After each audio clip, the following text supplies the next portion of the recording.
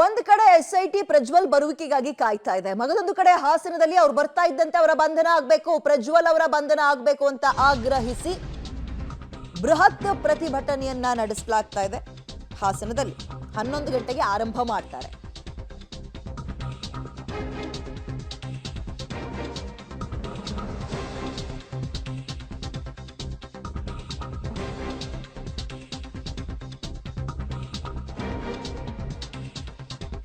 ಹಾಸನದಲ್ಲಿ 100ಕ್ಕೂ ಹೆಚ್ಚು ಸಂಘಟನೆಗಳಿಂದ ಪ್ರತಿಭಟನೆ. ಅಲ್ಲಿಗೆ ಹೆಚ್ಚಿನ ಸಂಖ್ಯೆಯಲ್ಲೇ ಸೇರ್ತಾರೆ ಜನ ಅಂದಂಗಾಯ್ತು. 11 ಗಂಟೆಗೆ ಆರಂಭ ಆಗುತ್ತೆ ಈ ಬೃಹತ್ ಮೆರವಣಿಗೆ.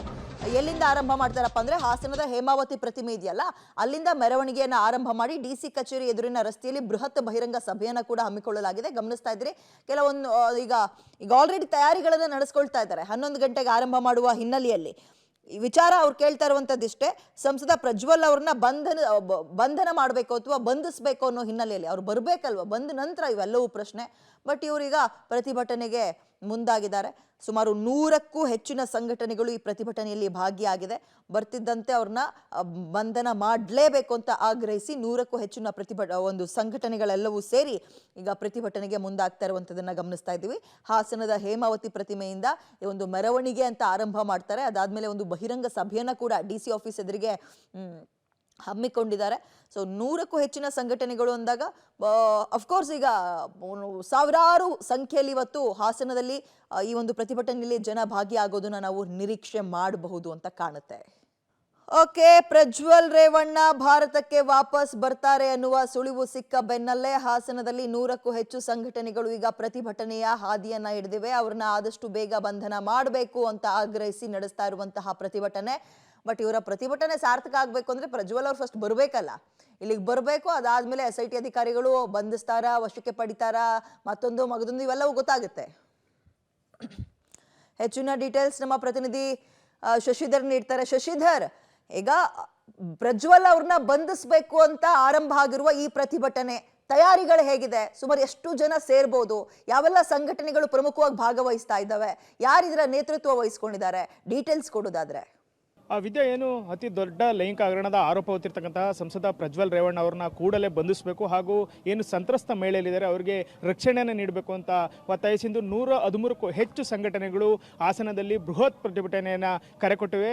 ಏನು ಮಹಿಳಾ ಪರ ಸಂಘಟನೆಗಳಿರ್ಬೋದು, ದಲಿತ ಪರ ಸಂಘಟನೆಗಳು, ಕಾರ್ಮಿಕ ಸಂಘಟನೆಗಳು, ವಿದ್ಯಾರ್ಥಿ ಸಂಘಟನೆಗಳು ಸೇರಿದಂತೆ 113ಕ್ಕೂ ಹೆಚ್ಚು ಸಂಘಟನೆಗಳು ಇದರಲ್ಲಿ ಭಾಗಿಯಾಗ್ತವೆ. ಬೆಳಗ್ಗೆ 11 ಗಂಟೆಗೆ ಹಾಸನ ನಗರದ ಹೇಮಾವತಿ ವೃತ್ತದಿಂದ ಪ್ರತಿಭಟನಾ ಮೆರವಣಿಗೆ ಆರಂಭವಾಗ್ತದೆ. ಸುಮಾರು 10,000 ಮಂದಿ ಪ್ರತಿಭಟನಾ ಮೆರವಣಿಗೆಯಲ್ಲಿ ಭಾಗಿಯಾಗ್ತಾರೆ. ಅಲ್ಲಿಂದ NR ಸರ್ಕಲ್ ಮೂಲಕ DC ಕಚೇರಿ ಎದುರಿರ್ತಕ್ಕಂತಹ ಚತುಷ್ಪಥ ರಸ್ತೆಯಲ್ಲಿ ಬಹಿರಂಗ ಸಭೆಯನ್ನು ನಡೆಸಲಾಗ್ತದೆ. ಏನು ಮಹಿಳಾ ಪರ ಹೋರಾಟಗಾರರಂತಹ ಸುಭಾಷಿಣಿ ಅಲಿ, ಭ್ರಷ್ಟಾಚಾರ ವಿರುದ್ಧ ಹೋರಾಟಗಾರ SR ಹಿರೇಮಠ ಸೇರಿದಂತಹ ಹಲವು ಪ್ರಮುಖ ನಾಯಕರು, ಈ ಹೋರಾಟಗಾರರು ಇದರಲ್ಲಿ ಭಾಗವಹಿಸಿ ನೀವು ದೃಶ್ಯದಲ್ಲಿ ಗಮನಿಸಬಹುದು. ಇದೇ DC ಕಚೇರಿ ಇರತಕ್ಕಂತಹ ಚತುಷ್ಪಥ ರಸ್ತೆಯಲ್ಲಿ ಹಾಕಿರ್ತಕ್ಕಂತಹ ಬೃಹತ್ ಏನು ಬಹಿರಂಗ ಸಭೆಗೆ ವೇದಿಕೆ. ಈ ವೇದಿಕೆಯಲ್ಲಿ 10,000ಕ್ಕೂ ಹೆಚ್ಚು ಜನರು ಭಾಗಿಯಾಗ್ತಾರೆ. ಇವರ ಪ್ರಮುಖವಾದಂತಹ ಬೇಡಿಕೆ, ಇದುವರೆಗೂ ಸಹ ಪ್ರಜ್ವಲ್ ರೇವಣ್ಣ ಅವರನ್ನು ಬಂಧಿಸಿಲ್ಲ. ಅದೇ ರೀತಿ ಏನು ಪೆಂಡ್ರೈವ್ಗಳನ್ನು ಹಂಚಿ ಸಂತ್ರಸ್ತ ಮಹಿಳೆಯರನ್ನು ಏನು ಮುಖವನ್ನು ಸಹ ಬ್ಲರ್ ಮಾಡಿದರೆ ಅವರಿಗೆ ಏನು ಒಂದು ಅವಮಾನವನ್ನು ಮಾಡಿದರೆ, ಅಲ್ಲದೆ ಅವರು ಎಲ್ಲೂ ಸಹ ಕತ್ತೆತ್ತಿ ಓಡಾಡಲಿಕ್ಕಾಗಂಥ ಒಂದು ಪರಿಸ್ಥಿತಿಯನ್ನು ಸೃಷ್ಟಿ ಮಾಡಿದರು. ಅಂಥವರನ್ನು ಬಂಧಿಸಬೇಕು, ಅಂಥವರಿಗೆ ಕೂಡಲೇ ಶಿಕ್ಷೆಯನ್ನು ವಿಧಿಸಬೇಕು ಅಂತೇಳಿ ಒತ್ತಾಯವನ್ನು ಮಾಡ್ತಾರೆ. ಈಗ ಕೆಲವು ಮಹಿಳಾ ಪರ ಹೋರಾಟಗಾರ್ತಿಯರು ನಮ್ಮ ಜೊತೆ ಇದ್ದಾರೆ, ಅವರನ್ನು ಮಾತಾಡ್ಸೋಣ. ಮೇಡಮ್ ಹೇಳಿ, ಇಂದಿನ ನಿಮ್ಮ ಪ್ರತಿಭಟನೆ ಪ್ರಮುಖ ಉದ್ದೇಶ ಏನು? 26ನೇ ತಾರೀಕು ಹೊರಬಂದಂತಹ ಇದು ಒಂದು ಅತ್ಯಂತ ಗಂಭೀರವಾದಂತಹ ಲೈಂಗಿಕ ದೌರ್ಜನ್ಯಗಳ ಹಗರಣ. ಇಡೀ ದೇಶವೇ ಬೆಚ್ಚಿ ಬೀಳುವಂತಹ ಒಂದು ಹಗರಣ ಆಗಿದೆ. ಇಷ್ಟು ದಿನ ಆದ್ರೂ ಪ್ರಜ್ವಲ್ ರೇವಣ್ಣನ ಪತ್ತೆ ಹಚ್ಚಲಿಕ್ಕೆ ಆಗಲಿಲ್ಲ.